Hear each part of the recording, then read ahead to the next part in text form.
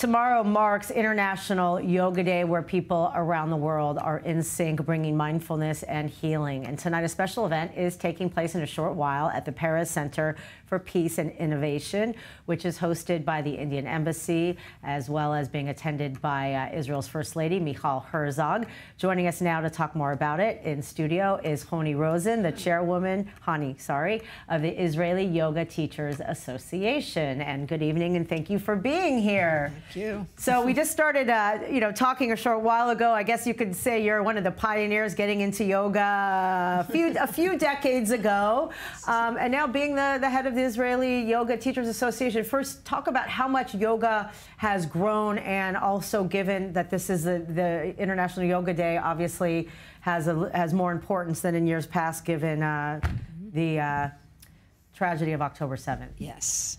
Well, it's actually very amazing, the growth of yoga in the West in general and in Israel especially. And I'm glad to say that I also had a small part in that.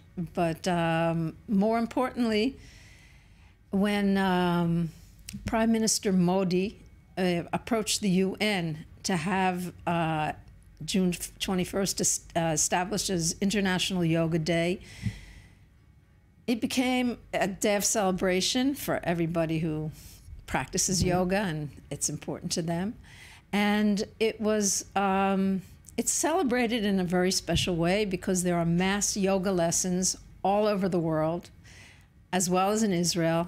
This year, we're dedicating these special lessons to Carmel Right. Gad. So Carmel Gad, one of the hostages, was a yoga teacher, I understand, and there have been reports that she is able to bring some yoga to some of the fellow hostages. We hope, yes. Yeah, we hope. That's reports. We don't know, obviously, for sure. But explain to our viewers that don't necessarily take yoga. I myself, have somewhat of a yoga practice, how yoga and the breath work and the intentions can actually really contribute to the healing process of the trauma. Obviously, nothing is going to cure what happened on October 7th, but how could it help, bring some balance and a little bit of a respite to people suffering?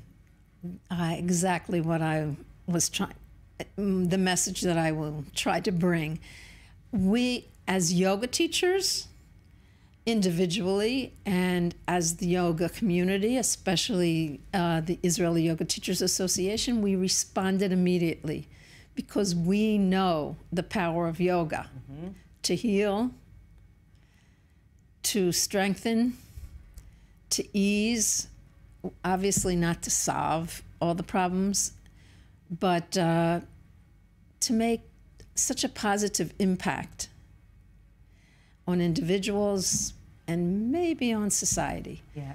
And we have, from Nova survivors to soldiers in the field, in hospitals, even in routine yoga lessons. This is what we have been bringing, especially since October 7th.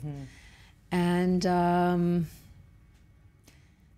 have you seen an increase now? Also, this is, the Indian Embassy is part of this. Obviously, yes. You look at this practice, which is also, like every culture has its ancient wisdom. There's something to be said about the spiritual practices of yesteryear. Obviously, India playing a huge part of it. So, explain, this whole collaboration, obviously, between the Embassy of India and, the First Lady, Michal Herzog. Yes, it's very exciting that she is gracing us with her presence. And I'm excited to go to this event and meet the resident yoga teacher, the resident teacher from the embassy. Her name is Daarsana, and to learn with her. It's going to be an exciting event. And the idea was to raise awareness of the gifts that yoga offers to the world. Well, and especially doing in the Paris Center, what better place, a place known for peace and innovation, to be there with the view and to be doing this at sunset. I mean, again, sun salutations means something. You know, also explain kind of the reverberating effect of a large group doing it together. You know, usually you take a class and maybe up to 20 people, but to have a lot of people together, Yes. not just here, but around the world, how that helps, you know, uplift the vibration collectively. Yes, so we think it's a lot of good energy, for sure, for sure.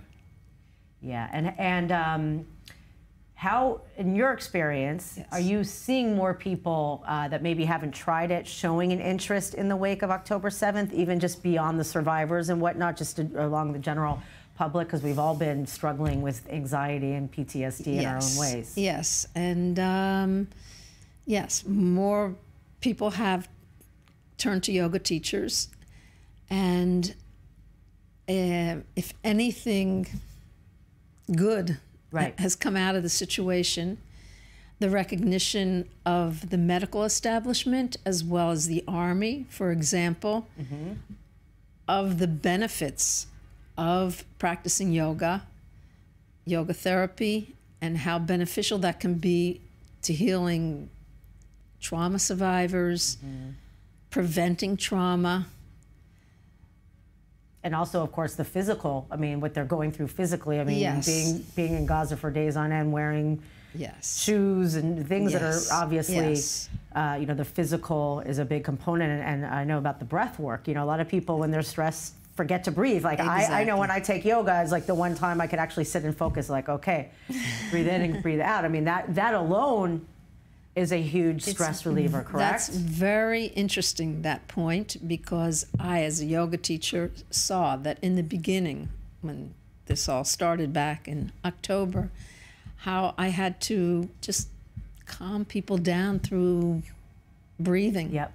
The breathing techniques, and it worked. And it's proven, like, And it's physiologically to also slow the yes. body's Yes.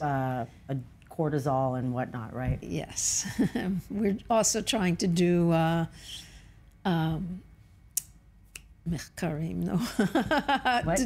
doing research. Right, doing research on with the it. positive Yeah. benefits. Right. And yes. Amazing. Well, thank you so much for coming in, and happy International Yoga Day. Thank you. It's our holiday. And if I weren't working right now, I'd be there because it's just down the street. Yeah. Okay. But next time. Okay. Thank you very much. Thank you.